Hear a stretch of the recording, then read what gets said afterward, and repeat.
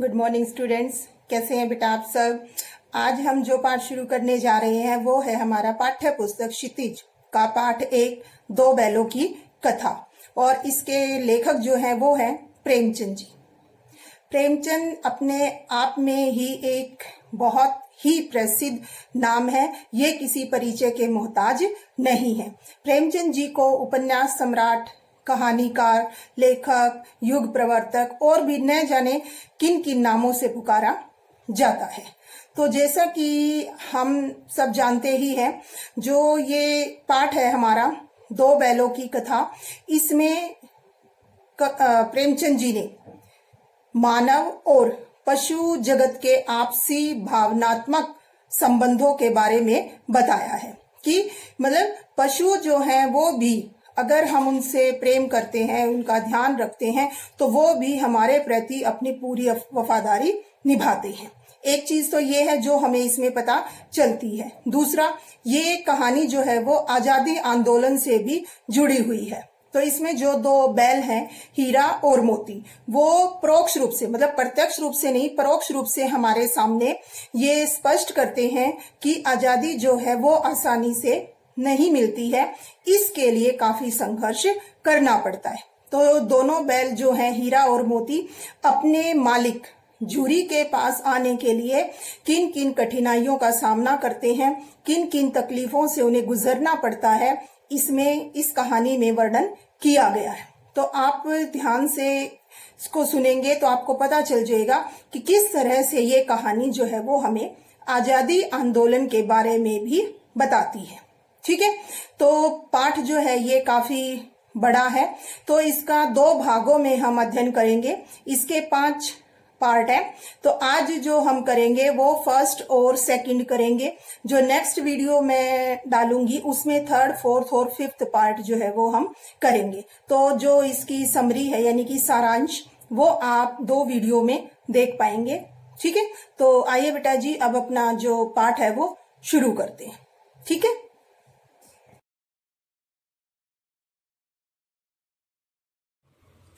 Hello students, आज हम जो पाठ शुरू करने जा रहे हैं वो हमारी पाठ्य पुस्तक क्षितिज का पहला पाठ है।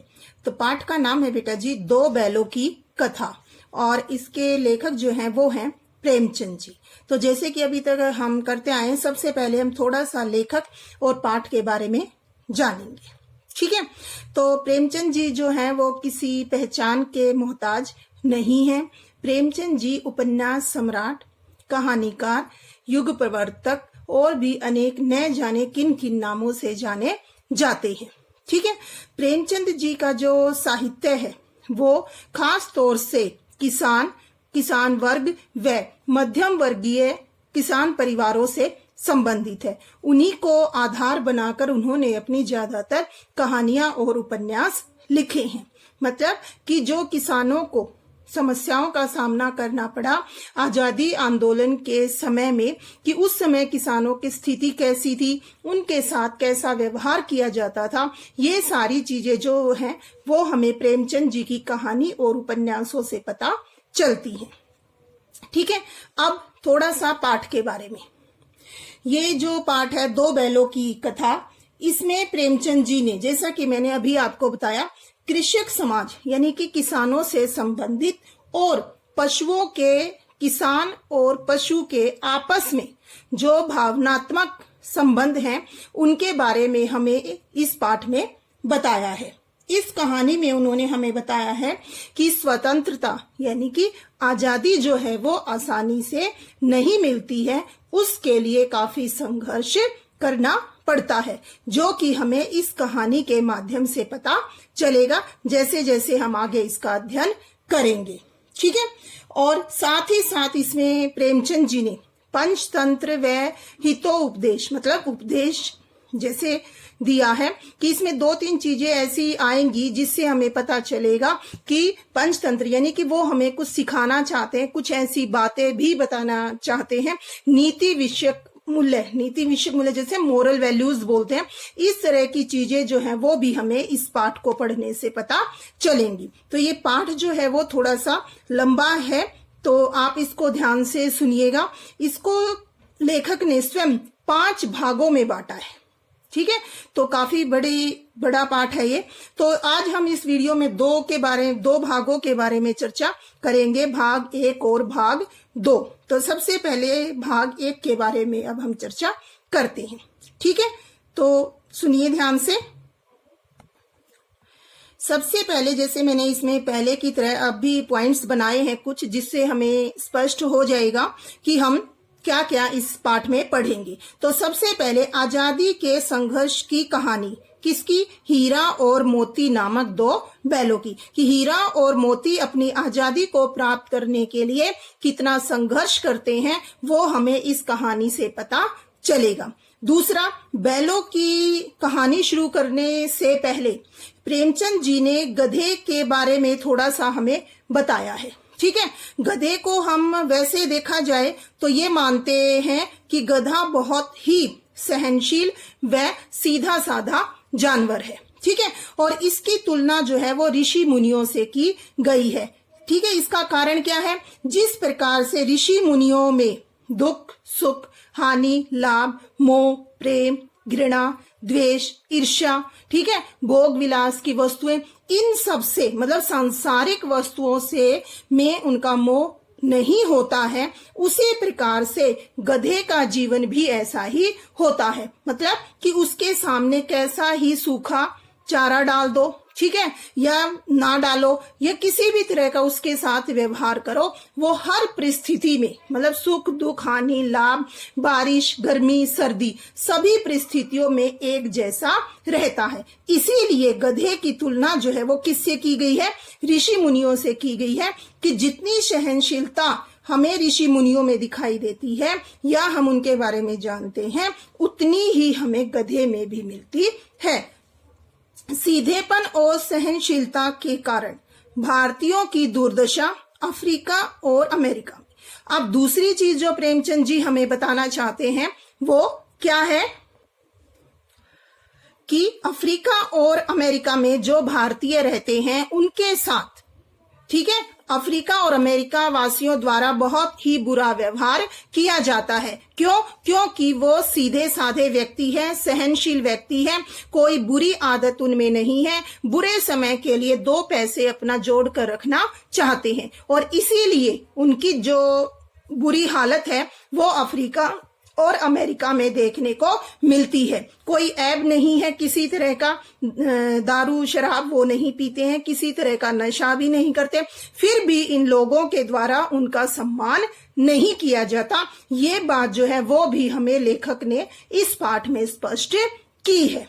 अब जो मुख्य बात है कि यहाँ पर गधे को ही उन्होंने क्यों लिया है? गधे का पर्याय मूर्ख। आमतौर पर अगर हमें किसी को मूर्ख कहना हो तो हम क्या कहते हैं? गधा है, बोलते हैं ना इस तरह से। मतलब ये कहावत जो है वो काफी प्रचलित है।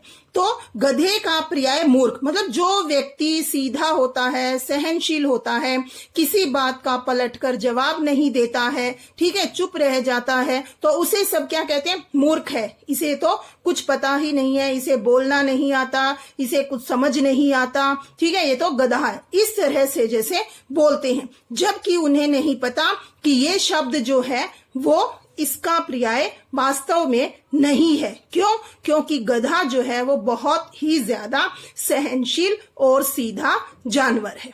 ठीक है, कभी किसी से लड़ाई झगड़ा नहीं करता है, किसी के साथ बुरा व्यवहार नहीं करता है, सुख दुख हानि लाभ सब परिस्थितियों में एक जैसा रहता है। ठीक है, अब इसके लिए उन्होंने 2-4 जो हैं वो अन्य जानवरों के भी हमें उदाहरण दिए हैं, जैसा कि हम इस पाठ में देखेंगे। जैसे गाय के बारे में वो बताते हैं हमें कि गाय जो है वो भी सीधी सादी ही है, लेकिन जब उसके बच्चा हो जाता है तो वो अचानक से अपने बच्चे की रक्षा के लिए जो है वो सिंहनी मतलब शेरनी का रूप धारण कर लेती है। ये बात जो है वो हमें इससे पता चलती है। ठीक है, और भी जानवर हैं जिनके बारे में आया है। अब जो मुख्य बात है जिससे हमारी ये कहानी संबंधित है वो है बैल। ठीक है, तो इसमें कहते हैं कि गधे का एक भाई और है बैल, जो कि उसके जितना ही सीधा है पर उससे थोड़ा सा कम, मतलब कि सीधा तो है लेकिन गधे से थोड़ा सा कम। क्यों? क्योंकि बैल कभी कभी गुस्से में आ जाते हैं तो वो अपनी जिद पर अड़ जाते हैं और किसी न किसी तरह से अपना असंतोष या अपना गुस्सा जो है वो प्रकट करते हैं। जैसे कि हम इस कहानी में पढ़ेंगे कि किस तरह से बैल अपना गुस्सा जो है वो हमारे सामने प्रकट करते हैं। ठीक है, तो अब आगे जो पॉइंट्स हैं उनमें मतलब एक तरह से ये सारी जो है वो प्रेमचंद जी ने भूमिका बनाई है कि बैल जो है वो भी बहुत ही सीधा जानवर है, लेकिन उसे भी अपनी आजादी प्राप्त करने के लिए काफी संघर्ष करना पड़ता है। ठीक है, तो अब आगे एक एक पॉइंट करके हम अध्ययन करेंगे कि किस तरह से दो बैलों के माध्यम से प्रेमचंद जी ने आजादी की लड़ाई की ओर संकेत किया है। ठीक है, तो आइए बेटा अपना चैप्टर जो है वो शुरू करते हैं आगे। सबसे पहले हमें पता चलता है हीरा और मोती दो बैल हैं, झूरी इनका मालिक है। तो हीरा और मोती के मालिक का नाम झूरी है, जो कि अपने दोनों बैलों से बहुत ही ज्यादा प्यार करता है और उसका व्यवहार जो है वो भावनात्मक रूप से मतलब इमोशनल रूप से जो है वो अपने बैलों से जुड़ा हुआ है। दोनों बैल जो हैं उसके लिए काम भी बहुत ज्यादा करते हैं और पूरी वफादारी से अपना सारा काम करते हैं। इसीलिए झूरी जो है वो उन्हें खाने पीने के लिए अच्छी चूरी डालता है, खाद खल बिनोले जैसे इस तरह से आटा लगाना, मतलब हर तरह से उनका ध्यान रखता है। तो दोनों का संबंध मतलब हीरा और मोती का और झूरी का जो संबंध है वो मालिक और नौकर का ना होकर एक तरह से आपस में बहुत ही गहरा संबंध है और दोनों बैल जो हैं वो हर समय काम करने के लिए अपने मालिक के लिए तैयार रहते हैं। इसके बाद जो बात आती है वो इनकी दोस्ती की आती है। जब हम देखते हैं कि हीरा और मोती दोनों की दोस्ती जो है वो बहुत गहरी है, दोनों एक साथ नांद में मुंह डालते हैं। नांद से अर्थ किससे है? वो स्थान जहां पर उनके लिए चारा डाला जाता है, ठीक है, जिसमें वो चारा खाते हैं। ठीक है, उसमें दोनों साथ में मुंह डालते हैं, साथ में हटाते हैं। एक खाना बंद कर देता है तो साथ ही दूसरा भी खाना बंद कर देता है। तो इस तरह से मतलब दोनों हंसी मजाक भी खूब करते हैं, आपस में सींग भी मिलाते हैं। सींग मिलाने से अर्थ यहाँ लड़ाई से नहीं है बल्कि मौज मस्ती से है। जैसे खाना खा लिया, पेट भर गया, उसके बाद दोनों मित्र जो हैं वो आपस में थोड़ा हंसी मजाक भी करते हैं और दोनों अपनी मूक भाषा में, मूक भाषा मतलब बोल नहीं सकते, लेकिन दोनों मित्र जो हैं एक दूसरे की बात को बहुत अच्छी तरह से समझ लेते हैं। दूसरा, जब भी दोनों को झूरी खेत में हल में जोतता है तो दोनों की ही ये कोशिश रहती है कि ज्यादा वजन जो है वो उसकी गर्दन पर रहे ताकि उसके मित्र को किसी प्रकार की परेशानी का सामना न करना पड़े। तो इससे हमें पता चलता है कि हीरा और मोती की दोस्ती कितनी गहरी है। इसके बाद जो मुख्य कारण है, ठीक है, जिसके लिए दोनों बैल अपनी आजादी के लिए संघर्ष करते हैं, वो क्या है? झूरी जो है गया, जो कि झूरी का साला है, इसको दोनों बैलों को कुछ समय के लिए दे देता है क्योंकि इसे जरूरत होती है। ठीक है, और जैसे ही हीरा और मोती गया के साथ जाने लगते हैं तो दोनों बहुत ज्यादा दुखी हो जाते हैं और रास्ते में वो सोचते भी हैं कि उनके मालिक ने आखिर उन्हें बेच क्यों दिया, क्या उनकी वफादारी में कोई कमी रह गई, क्या वो कम काम करते थे? अगर मालिक चाहते तो हमसे और ज्यादा काम ले सकते थे, लेकिन उन्हें हमें गया के साथ नहीं भेजना चाहिए था। और जाते समय दोनों ही बैल जो है वो हीरा गया को बहुत ज्यादा दुखी करते।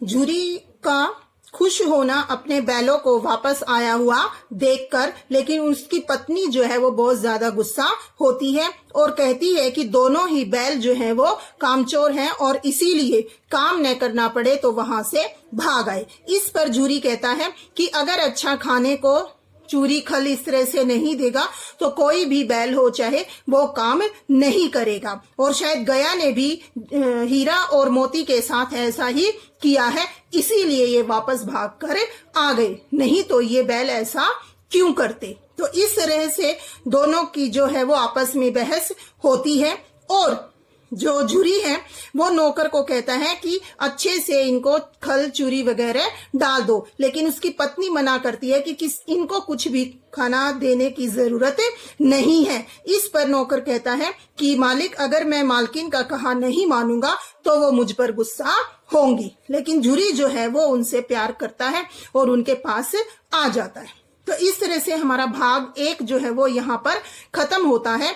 अब जो दूसरा भाग है वो शुरू होगा। तो आगे अब भाग 2 को ध्यान से सुनिए बेटा। गया जो है वो फिर से उनको वापस लेने के लिए आता है और अब की बार गया जो है वो पूरी तैयारी के साथ आता है और उनको जो बैलगाड़ी होती है उसमें जोतकर वो लेकर जाता है। वहां भी वो उसे काफी तंग करते हैं, कभी वो नीचे उतर जाते हैं रास्ते से या इस तरह की कोशिश करते हैं, कभी तेज भागते हैं, कभी धीरे चलते हैं, इस तरह से मतलब कि वो वापस दोबारा जाते समय भी गया को पूरी तरह से तंग करते हैं। लेकिन आखिरकार जो है गया वो उन्हें वहां पर ले जाता है और उन दोनों को बहुत ज्यादा मोटी रस्सी के साथ बांध दिया जाता है ताकि फिर से ये कहीं यहाँ से भाग न जाएं। अब आगे जो है हीरा और मोती जो हैं अपने मालिक झुरी व गया के व्यवहार की तुलना आपस में करते हैं। वे कहते हैं कि हमारा मालिक झुरी जो है वो हमसे कितना प्यार करता है और हमें खाने के लिए अच्छा खाना भी, खल चूरी वगैरह भी देता है, जबकि गया जो है वो उनसे सिर्फ काम ही लेता है, खाने की चीजें वगैरह कुछ भी नहीं देता है। तो इस तरह से दोनों बैल जो हैं वो बहुत ज्यादा दुखी हो जाते हैं और एक निर्णय लेते हैं कि वो जब तक गया के घर है वहां पर कुछ भी खाएंगे पिएंगे नहीं। इस तरह से दोनों बैल जो हैं वो थोड़ा कमजोर भी हो जाते हैं और इस तरह फिर वो अपनी भूख को शांत करने के लिए दीवार की मिट्टी जो है वो चाटना शुरू कर देते हैं। तो इस तरह से मतलब अपने मालिक के पास रहते हुए किस तरह से दोनों खुश थे, कितने अच्छे से उनके साथ काम करते थे, ये हमें यहाँ पर पता चलता है। जबकि गया जो है उसका व्यवहार दोनों ही बैलों के प्रति अच्छा नहीं था और इसीलिए दोनों बैल जो हैं उसके साथ अच्छा व्यवहार नहीं करते और ना ही उसके कहने से अच्छा काम करते हैं। गया जो है उनसे दिन भर काम तो खूब लेता लेकिन उन्हें खाने के लिए कुछ भी नहीं देता था। ठीक है, इसके बाद आगे जो मुख्य बात आती है वो है छोटी लड़की। मतलब गया के घर में एक छोटी लड़की भी है जो बैलों के प्रति प्रेम पूर्ण व्यवहार रखती है। ये छोटी लड़की जो है वो गया के भाई भैरव की लड़की है और इसका व्यवहार जो है वो बैलों के प्रति काफी अच्छा है। क्योंकि लड़की के साथ भी घर में ऐसा ही सौतेला व्यवहार हो रहा था कि लड़की को भी, जो लड़की की माँ है वो अच्छा व्यवहार नहीं करती थी, उसे भी सारे दिन डांटा और मारा जाता था और वही व्यवहार जो है वो बैलों के साथ भी हो रहा था। इसी तरह लड़की जो है वो बैलों के प्रति भावुक हो जाती है और जब रात को सब सो जाते हैं तब वो आकर उन दोनों को हर रोज एक एक रोटी खिला जाती है। इस पर बैल जो हीरा मोती हैं वो कहते हैं कि मतलब इस छोटी सी बच्ची के प्रेम पूर्ण व्यवहार के कारण ही वो अब तक यहाँ पर रुके हुए हैं। भी इस लड़की के साथ भी यहाँ जो है वो अच्छा व्यवहार नहीं हो रहा। इस पर एक दिन मोती जो है वो कहता भी है कि क्यों न इस लड़की की माँ को ही मार गिराया जाए ताकि इस छोटी लड़की के प्रति भी उनका व्यवहार अच्छा हो जाए, ना वो रहेगी ना छोटी लड़की को तंग करेगी। इस पर हीरा कहता है कि नहीं, औरत जात पर सींग चलाना मना है, ये बात तुम क्यों भूल जाते हो। तो यहाँ पर प्रेमचंद जी जो है वो हमें नीति विषयक मूल्य भी समझा रहे हैं कि औरत जात पर जो है वो सींग चलाना मतलब हाथ उठाना या मारना पीटना ये सब चीजें जो है वो सही नहीं है। और वो ये बात जो है वो बैलों के माध्यम से स्पष्ट करते हैं। ठीक है। इसके बाद छोटी लड़की द्वारा हीरा मोती की भागने में मदद करना। इसके बाद जो है छोटी लड़की हर रोज शाम रात को उन्हें एक एक रोटी खिला देती है और एक दिन वो उन दोनों की रस्सियां खोल देती है और वो दोनों को वहां से भगा देती है। इस पर वो कहती है कि हीरा और मोती कहते हैं कि अगर पता चल गया तो छोटी लड़की को बहुत ज्यादा मार पड़ेगी। लेकिन उसी समय वो लड़की उनकी रस्सियां खोल देती है और फिर बाद में चिल्लाती है कि फूफा जी वाले दोनों बैल, फूफा जी मतलब झुरी, फूफा जी वाले दोनों बैल जो हैं वो भागे जा रहे हैं। इस तरह से हीरा और मोती को वहां से भागने में मदद मिलती है और दोनों वहां से भाग जाते हैं। भागते भागते दोनों जो हैं वो रास्ता भटक जाते हैं कि वो किस रास्ते से मतलब अपने मालिक झुरी के घर से आते समय वो किस रास्ते से गया के घर आए थे। ठीक है। और फिर उन्हें भूख लगती है चलते चलते, तो वहां पर उन्हें मटर का एक खेत मिलता है। दोनों उस मटर के खेत में घुस जाते हैं और अपनी भूख को शांत करते हैं और फिर वहीं दोनों बैठकर कुछ देर आराम भी करते हैं। ठीक है। समझ में आया बेटा यहाँ तक? तो यहाँ पर हमारा भाग 2 जो है वो भी पूरा होता है। तो आज की वीडियो में हमने भाग 1 और 2 किया है। जो कल वीडियो में हम करेंगे वो भाग 3, 4 और 5 होगा। ठीक है। तो उम्मीद है बेटा आपको ये जो सार है वो अच्छे से समझ में आया होगा। फिर भी अगर आपको कुछ पूछना है तो आप मेरे से पूछ सकते हैं। ठीक है। Thank you. Have a nice day.